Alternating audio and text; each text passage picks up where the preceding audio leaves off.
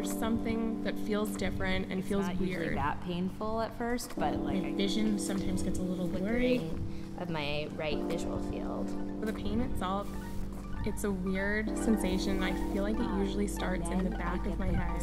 Weird sensation. loud noises are pretty bad. Nose on one side Rhode and my Island thumb construction on that crew same started side. drilling our street up, and it was incredibly noisy. It's just made it worse. But then when it's silent, you can hear like the beating of your heart and the beating of your pulse, and even that's kind of annoying. Migraines are much more than just headaches. A migraine is preceded by strange sensations and peculiar brain activity.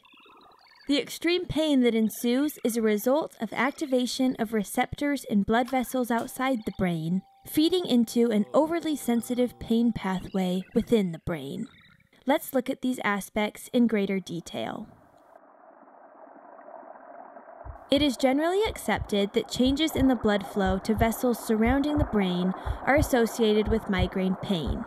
The walls of blood vessels are lined with sensory neurons called nociceptors. When blood flow in the head changes, these nociceptors are activated and send an electrical message to the brain that is interpreted as pain. But changes in blood flow happen all the time and don't always lead to a migraine. There has to be more to the story. Recent theories propose that the trigeminovascular pain pathway, brain wiring that connects blood vessels to the part of the brain that processes pain, is the major player. In migraineurs, this pathway is overly sensitized, so stimuli like stress, exercising, and certain foods that don't usually trigger pain activate the pain pathway. There are other migraine symptoms, known as auras, that seem to have nothing to do with the pain pathway.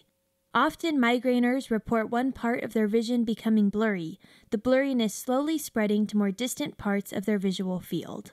The timing of this visual disturbance perfectly matches that of a well-characterized electrical disturbance called cortical spreading depression.